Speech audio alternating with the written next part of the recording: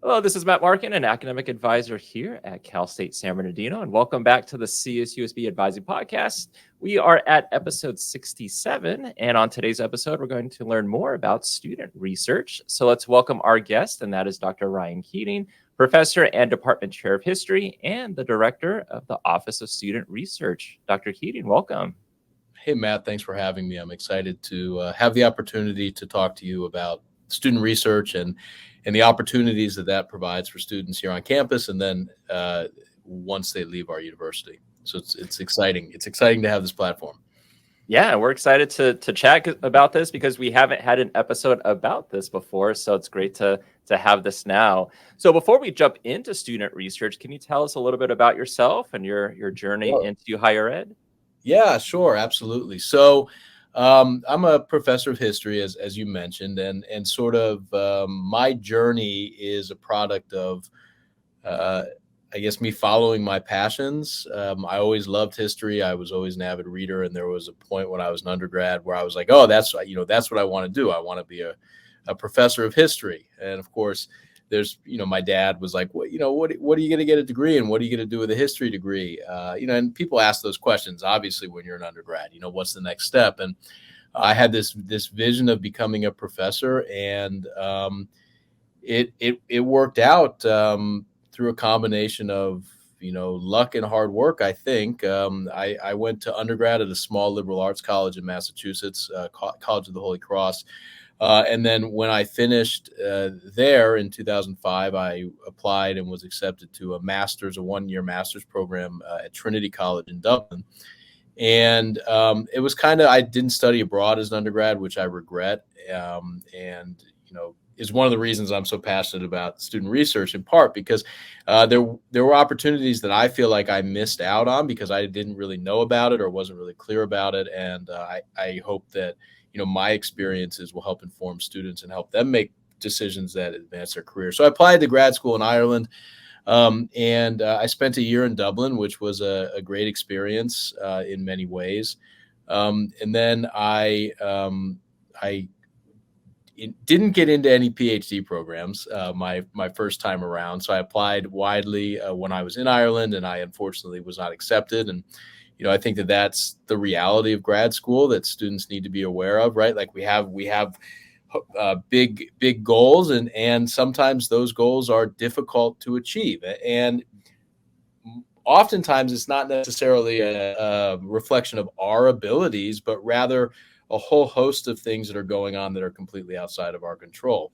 And so, I was pretty bummed out about that. And I was like, what am I going to do? And I ended up going and teaching high school in Florida for a year. And I still applied to grad schools. And I think finally I was accepted to Fordham in the Bronx. And I started there in 2007. And I had a couple amazing advisors, and I had a really great experience, at that university, where I was really able to focus my interests on the Civil War era, and in particular, immigration to the United States during the 19th century. So I finished at Fordham in 2013, and then I was fortunate enough to be hired here at Cal State San Bernardino that fall. So it's a crazy scenario. I flew out here for my interview in March. In February, I think, and I flew back home, and I landed at 10 o'clock at night in LaGuardia. And I woke up the next morning at 8, and I had my dissertation defense. And then I heard back from this job the next day. And so it was a really exciting moment in my life. I never wanted to come to California. That wasn't sort of in my plans. As a Civil War historian, I'm sort of identified as an East Coaster, right? And that's where a lot of the war happened. But it's been a really tremendous opportunity, and I really love Cal State, and I'm really happy to be here. And in my roles, I think I use a lot of my own experiences, navigating grad school and even the teaching profession to help sort of demystify a lot of things for students. That's one of my primary goals, right? Like, when we have these aspirations to like go do a PhD, for example, how do we get there? And a lot of our students don't know the process. And indeed, when I was 18, 19, 20 years old, I had no idea what it entailed. And there's things I wish I had done differently and probably might have had I had people like talk to me and explain how things worked, right? And that's one of the cool things about these podcasts, and that's one of the cool things about what we do here at Cal State is that we're really proactive about providing, educational opportunities outside the classroom for students so they know what to expect, they know what steps to take to get to where they want to go, and so they can best prepare themselves for that next step, right? And at the end of the day, all you can do, right, is what you have control over, right? So you can, in your experiences here at Cal State San Bernardino, you have control over the activities you pursue, your work in your class, and making yourself the best candidate for the next step. And those are things we can control, and those are things that ultimately, I think, in most cases, set us on the path to success. So I hope that answers that question. It's a sort of long-winded way, but most people tell me I talk too much. So, well, I definitely like asking that first question to kind of see your journey, because I think that also gives students or anyone listening to the podcast an idea that for most people, it's never a straight line. We kind of go all over the place. A lot of it's based off opportunities, but also the decisions that we make. And someone once said you can make 3 choices: a good choice, a bad choice, or be indecisive. But it's always make a choice, and you never know until you make it what opportunities will come from that. No, it's a really good point. And I think that those choices, though, like, we have an obligation, right, as advisors or faculty or administrators, to provide students with the most knowledge, right? So when they come to make those choices, right, they can make them, confident in the fact that they have all the tools to make that decision. And I think that's a really important part of the university experience. And, it wasn't something when I was an undergrad, I don't think it was really something we talked about, right? When I was an undergrad, the focus was like, okay, well, critical reading, critical writing, small classes, get to know your professors. And that was great. And I don't regret any of my experiences in that regard. But, I think that we didn't really talk a lot about mentoring when I was an undergrad. We didn't really talk about sort of co-curricular activities as important to the next steps. And we didn't really talk about sort of demystifying the process so that, we could make the right decisions. Like, looking back, I fondly recall my time in Ireland, but probably I didn't need to do that, right? I probably would have benefited from a mentor to step in and say, that might not be the best path to where you want to go. And then if I had made that decision, of course, then that was my choice, but I wish that I had somebody, to step in and be like, hey, maybe think about X, Y, and Z option. So I could have made the best choices. So when a student hears like the term student research, how do you define that? Yeah, so that's a great question, and I think that the idea of student research, or the notion of student research, has a lot of misconceptions attached to it.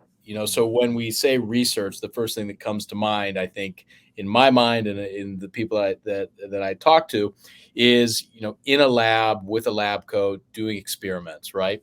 And that certainly is part of what research is, but research is incredibly broad, and research is ongoing in every field academically. So when you look across the university campus, when you look at the departments, and when you look at what the faculty in the departments are doing, we can see that they're doing diverse work on a host of subjects relevant to their field, and also relevant to bigger conversations that we have ongoing in the world around us. And when you think about research in that way, it's really important to think about research as a process of engaging in academic conversations, and doing so through hands-on engagement with the subject. So when we go to class and we sit in class and we read articles and we read books, we're reading the research and analysis that somebody else has done. And that's an important part of understanding the big picture. It's an important part of seeing the conversations that are ongoing in our fields.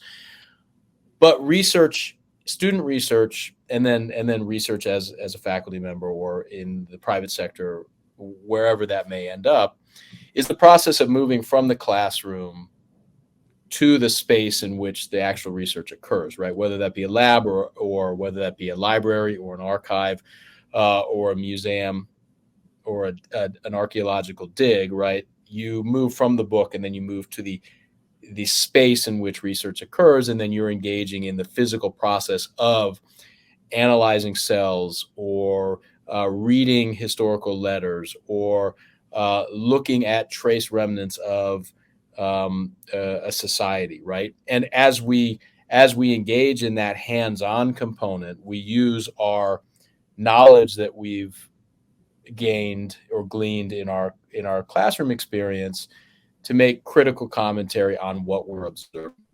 And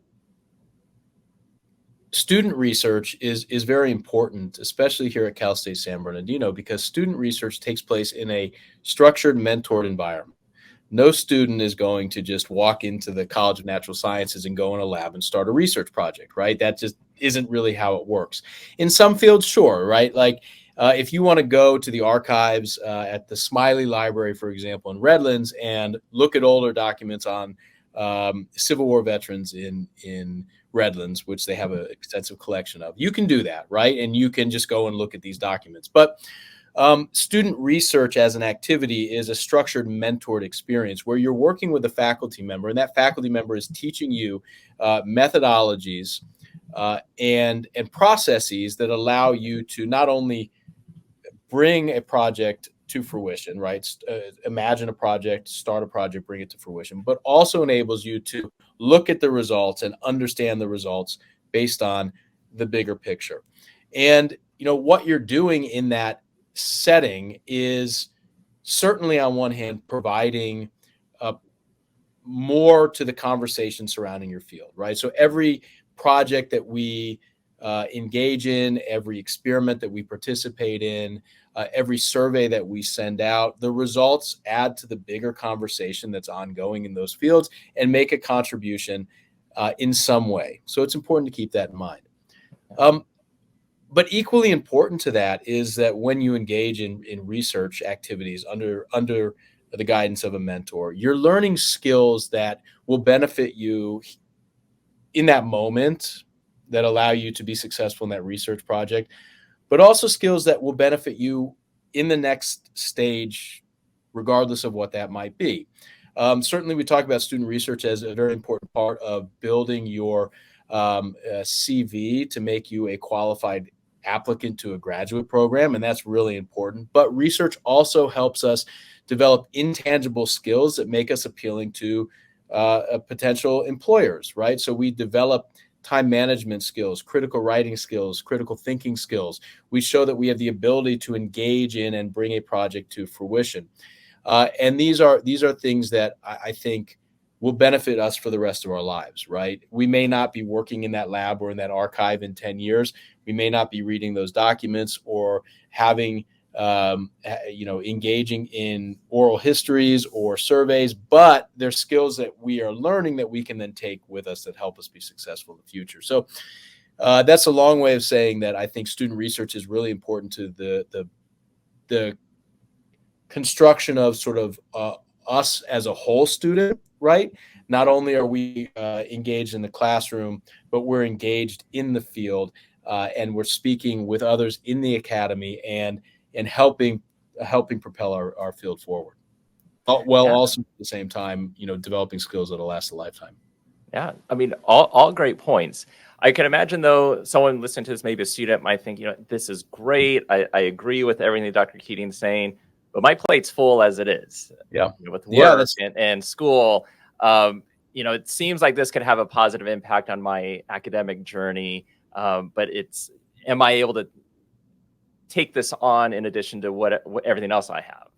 No, it's a great point. Most of our students work 20 to 40 hours off campus per week. And so you're taking 5 classes, you're working 40 hours a week, you have other obligations, friends, family, kids, our baskets are all full. right? So here I am saying you got to do research on top of that. And some people absolutely might be like, that guy's nuts.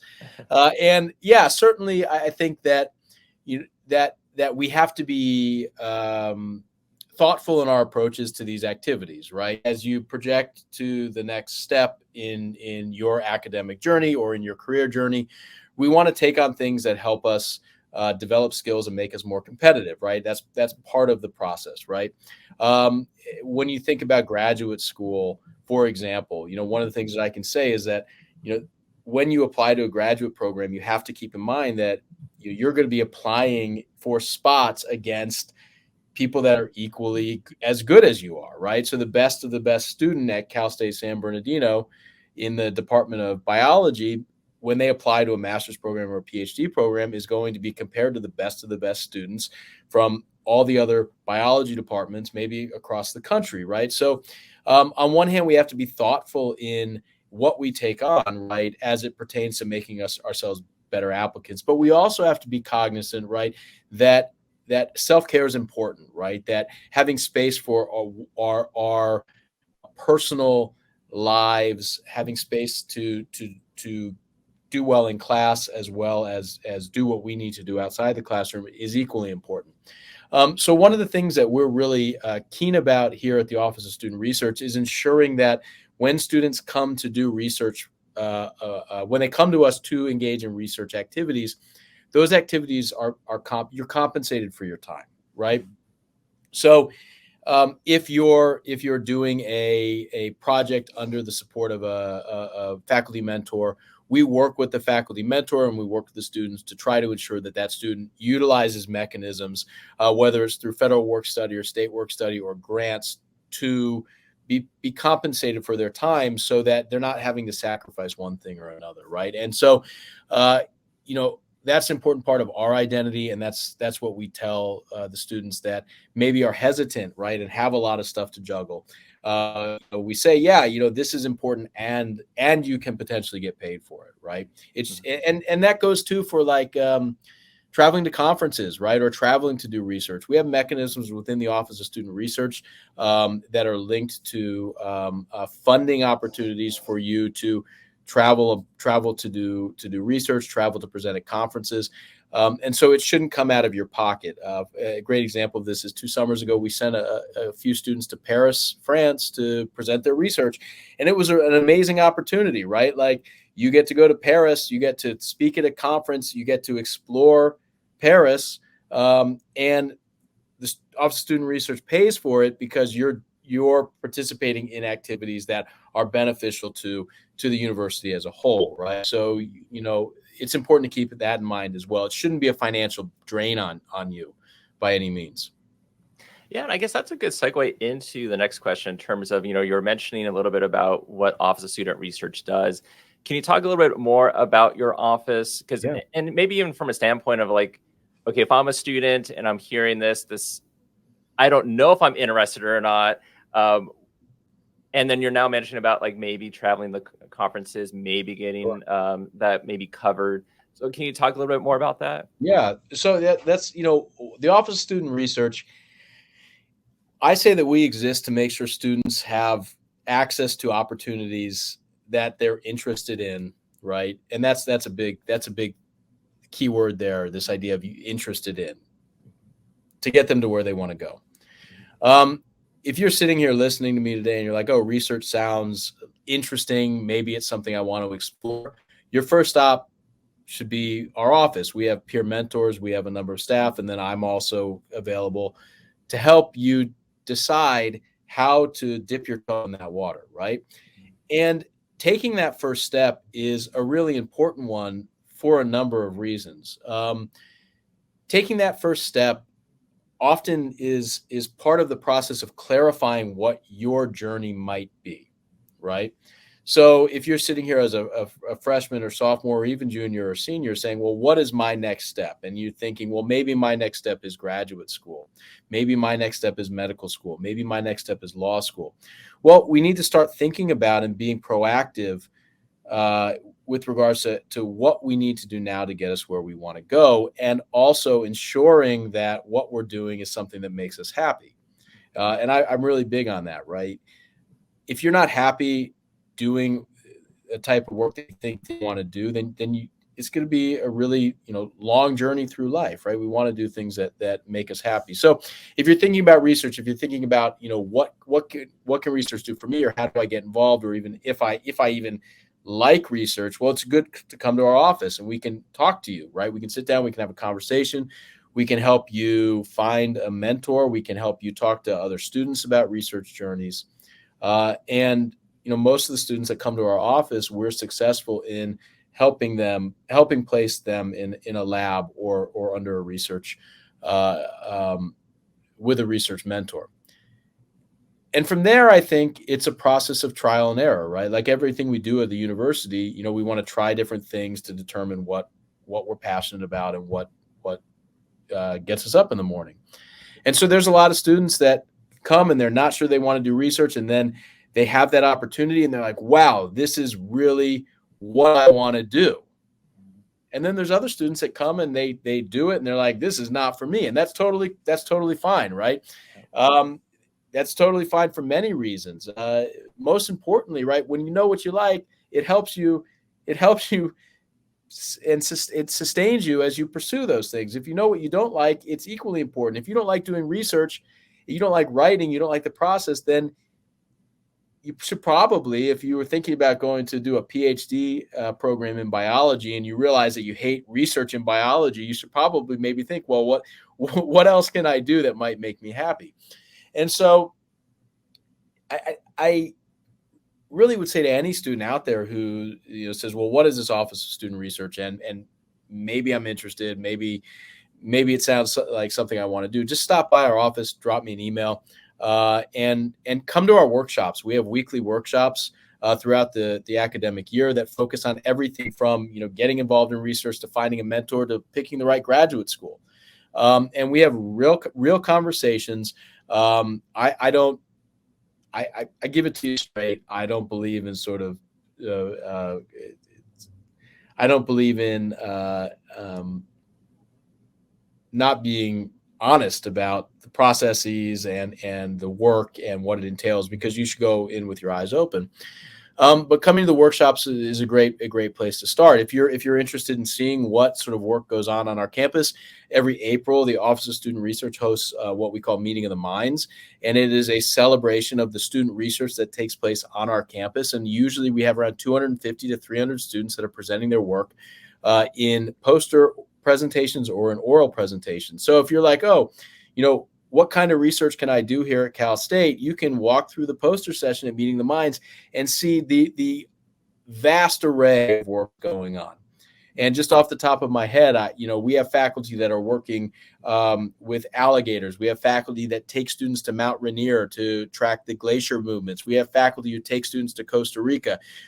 We have faculty who take students to South Africa. We have faculty that take students to local museums and archives. We have faculty that host exhibits in the Anthropology Museum related to their work. And so, taking a walk through that space allows us to see sort of the diversity that exists within research. It allows us to see what is something that we don't talk about, the fact that research is really individualized and special, and there's no one way to approach it, right? You can literally research on anything that you want, right? If you take the right paths, and that's really cool opportunity. We also have a number of programs that you can be involved in outside of just that, dipping your toe in the water. So, one of our flagship programs is the Undergraduate Summer Research Program, and this is a program that links up to 3 students with a faculty mentor, and they work as a team for 10 weeks over the summer on a major research project. And what's great about this program is that students get paid. They get paid, I think, $17 an hour for 20 hours a week of work over those 10 weeks. So it's a pretty good paycheck for summer work. And then you get an opportunity to participate in professional development building activities. We have a social event. Last summer, we went to the 66ers game here in San Bernardino as a group. And then we have an end of the summer conference. And that's a place where students are able to share their research that they've done. We also have a number of other opportunities, student research and travel grants. We have mentoring programs. We have faculty student grants, which provide funding to faculty and students who are working as a team, and so on and so forth. If you check out our website and if you look at our calendar of workshops, you can really get a sense of the diverse arrays of opportunities available, both for students who are just thinking about doing research and for students who are engaged in and have been engaged in research for some time. Yeah, and I can imagine the summer one might be interesting to some students who might feel like I just don't want to add anything throughout Yeah. the fall and spring semester, but maybe if I'm not doing any summer classes, might be able to take advantage of the summer opportunity. Yeah, absolutely. I mean, it's a great way to sort of balance your schedule. And our summer research program is the only one that exists in the Cal States, as far as I'm aware. And it's an incredibly successful one. The students that participate in our summer research program, many of them go on to graduate programs. Many of them get published or present their work with their faculty mentors at national or regional conferences. And it really sets the foundation for a lot of success we've seen. Yeah. Now, is there a suggestion in terms of course, like every student will be different in terms of their interests, but is there any advice you have for a student that might ask, well, when should I start? Should it be something I'm starting when I start out at CSUSB as a first year student, or is it something as I get towards my junior and senior year? So, I think that when you're thinking about research, I don't think you can ever start too soon. One of the things that you don't want to, one of the situations you don't want to end up in is deciding that you want to pursue a path and then coming up to, time to graduation, right? So many times I have students, more times than I can count, I've had students come in February or March to my office hours to ask for advising about next steps and how to pursue graduate school. And the first question you ask a student is, okay, well, when do you graduate, right? Because as a faculty mentor, what we're good at doing and what students should remember is that mentors can be a tremendous asset. Is we can say, okay, if you're going to graduate in 3 years and you want to go to graduate school, here's what you have to do, in this next year, the year after, and the year after to be successful. But a lot of times students will come in and say, well, I want to go to graduate school. And when I say, well, when do you graduate? They'll say, well, I graduate in May.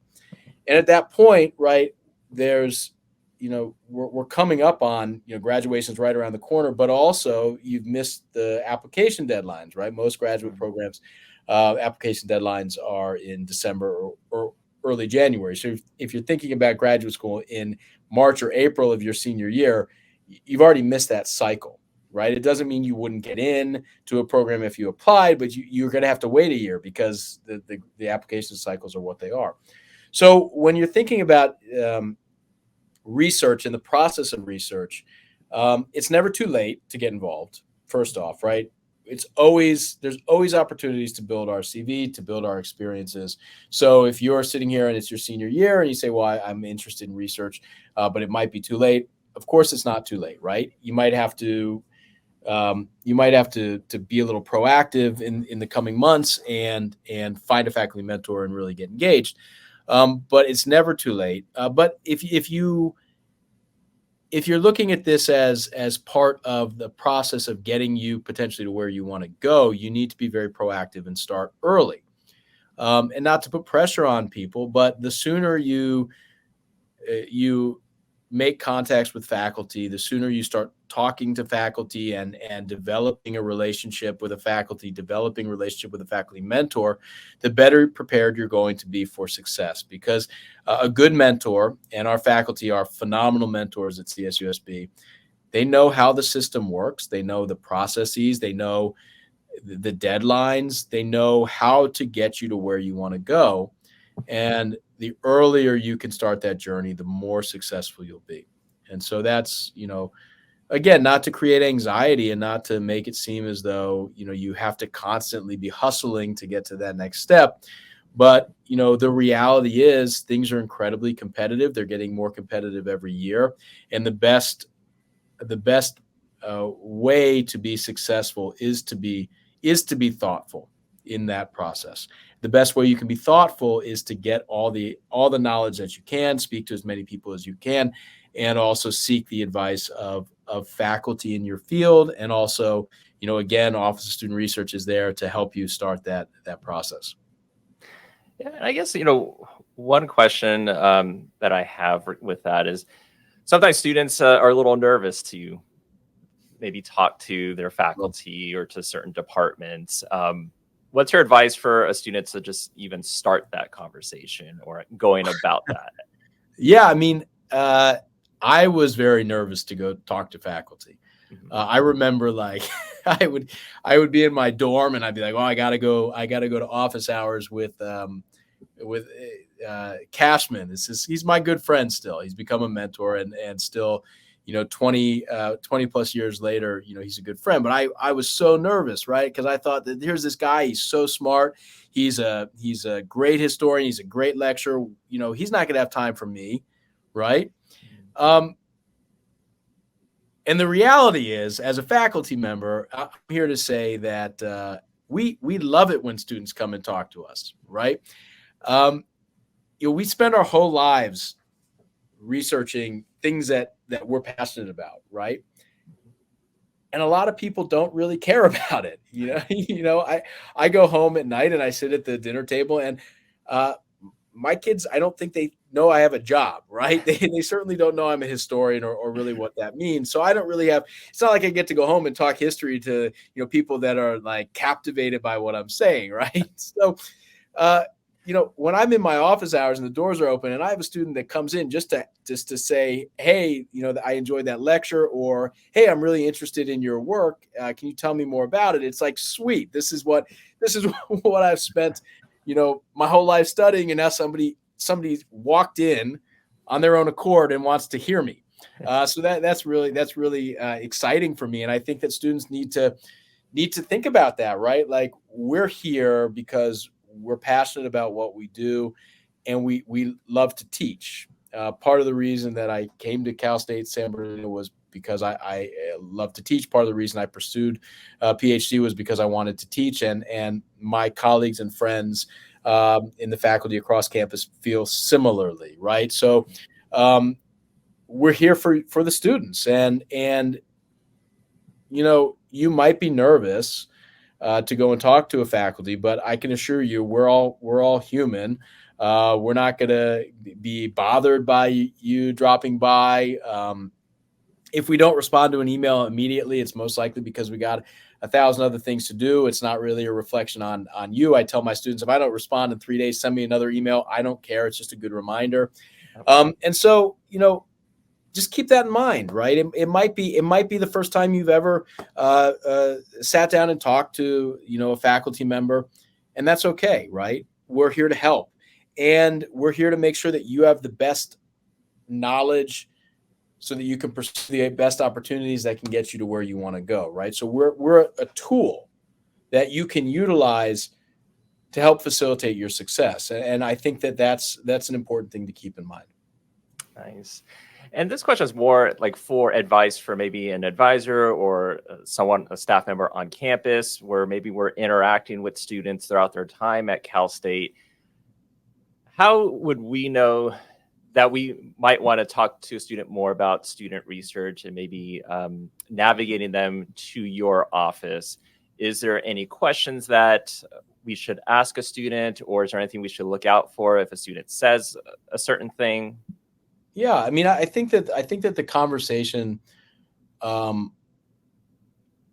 with regards to advising or directing students to Office of Student Research oftentimes happens organically. In my experience, as in advising, we get to student research from conversations about what the student wants to do, right, and how you get to where you want to go. So most students come in to talk to me and they say, well, how do I become a professor? Or I want to go to graduate school. How do I do that? And that's a great way to, begin the conversation and say, okay, in order to get to here is what you need to do. In order to do these things, then you need to be engaged X, Y, and Z. Now, for advisors, I think the conversation can come from similar discussions, right? You're sitting down with a student, and you're looking at their major and the classes that they've taken and their GPA, and you say, okay, well, what is your goal? Like, where do you see yourself after you leave here at Cal State San Bernardino? And if the student's interested or expressed interest in, graduate school or professional schools such as law school or medical school, these are great opportunities to say, okay, well, you have great grades, you have to take the MCATs or the LSATs or the GREs, but it's also really competitive, right? The next step is very competitive. So here's things that you can do to be more competitive. I think that one of the misconceptions that students have that I've noticed is a belief that as a university is not high school. And so when you're in high school, students are encouraged, well, do all of these activities, be in this club, be in that organization, be on this athletic team. And when you're at a university, certainly being involved in clubs and other organizations on campus helps you develop a close connection to your university and helps you have a really great undergraduate experience. But when you're talking about the next step, right, advisors need to, I think, talk about how, students need to consider, well, what is that going to do for me to show that I'm interested in that next step, right? So, you want to be cognizant of pursuing opportunities that showcase your interest in a certain path, right? So if you're interested in medical school, right, we need to pursue opportunities, internships, research that are related to the medical profession. One of the mistakes that I made when I was applying to graduate school, for example, was on my CV, I wrote things like, well, I was a lifeguard at the YMCA for 5 years. And I thought in my mind, well, me being a lifeguard and getting up at 5 a.m. every morning to work before going to class shows that I have dedication and commitment. But to a reader from my graduate application, they were probably looking at this CV and they're like, this ability to be a lifeguard has no bearing on his ability to be a historian or to think historically, right? Advisors, through conversations with students and determining what students want to do, can nudge them in various directions. So if you're talking to students with high GPAs that think they want to go to med school or express interest in science or research, you want to nudge them and say, oh, have you checked out these opportunities? Have you gone to any Office of Student Research workshops? Have you talked to any faculty, right, about the next steps? And I think that that's the primary point of entry, where it just comes naturally from conversations and encouraging students to think about what they need to do now to show somebody in the future that they're passionate about this field. And also keeping in mind, too, that when you apply to jobs, when you apply to professional schools, when you apply to graduate schools, you're applying online, you're sending an application off to a group of readers who will likely never speak to you or get to know you outside of that application that you've put together. So you want to make sure that you're able to showcase who you are through the actions that you've done on campus, and through those actions, make it very clear as to why you're pursuing the path that you want to pursue, right? And I think that that's, for all parties, is a very important part to think about, right? It's not just the GPA. It's not just the GRE scores. It's a combination of our whole curriculum and co-curriculum that makes us qualified for those next steps. And again, I know this puts a lot of pressure on everybody because, they're like, you got to plan. And sometimes I laugh because I remember, when I was younger, I was like in fifth grade. I have a son in fifth grade. My dad used to be like, well, if you don't get good grades now, you're not going to get into college, right? And I had this terrible anxiety about, like, man, I better get a good grade on this vocab test, or it's going to follow, with me for the next, 2 decades. And I'm not trying to say that to have people have anxiety, but at the end of the day, it does matter, right? Like, we're at the points in our lives, the students are at the points in their lives where the things that they do and the things that they take on actually have real implications for their future. And so we have to start thinking about research as part of that process. Yeah, absolutely. Now, a student might hear, student research, but then they also might hear from others, do an internship, or it's part of your class requirement for your major. Yeah. Are internships and student research, are they interconnected? I think that they're definitely interconnected. What research is the engagement in one's field. What internships are the engagement in one's field. Oftentimes on internships, students are involved in some form of research, but like research, internships help you develop skills critical to your success in the next step. And so, not to hammer in the idea of a faculty mentor, right? But if a student's confused about what's best for me for the next step, having a conversation with a faculty mentor and determining, do I go an internship route? Do I do a research? Do I do an internship that involves research, right? These are the things that make sense for where I want to go. So, as a historian, for example, there's a very vibrant field and we have a degree track in public history. Well, public historians need to do research, but they also have to do internships, which involve hands-on building of museum exhibits, working with archival materials in ways that are not just the analyzing of archival materials, but the presenting of archival materials and so on and so forth. So while research is important, right, to be successful in the public history arena, you need to have that hands-on internship experience. So when you go to apply for a job in a museum or archive, you can say, yes, not only have I done research potentially, but I've also actually built museum exhibits. I've also thought critically about space and how space is utilized to showcase the past. And so that's a great example of why you'd want to have a conversation with a faculty mentor to determine which path is correct for you. Nice. And if a student wants to learn more about it or get in contact, what's the best way to reach you or to find your website? Yeah, so you can email me directly. My email is rkeating@csusb.edu. We have a office email, osr@csusb.edu. Any general questions can be sent there and they'll be answered by our team. You can stop by our office. We're in College of Education on the 3rd floor, right across the hall from Grad Studies. I think it's 357 is the room number. Or you can drop into any of our workshops. We have workshops every Thursday at noon on a host of topics. And you can just stop by. They're all via Zoom. They're all free and open to any student at Cal State. And they're designed just to have real conversations about research and what you can do with research. Awesome. Well, Dr. Keating, I learned a lot. I'm looking forward to getting this out and having students listen to this. But thank you so much for being on the podcast today. Hey, Matt, thanks for having me. I really appreciate it.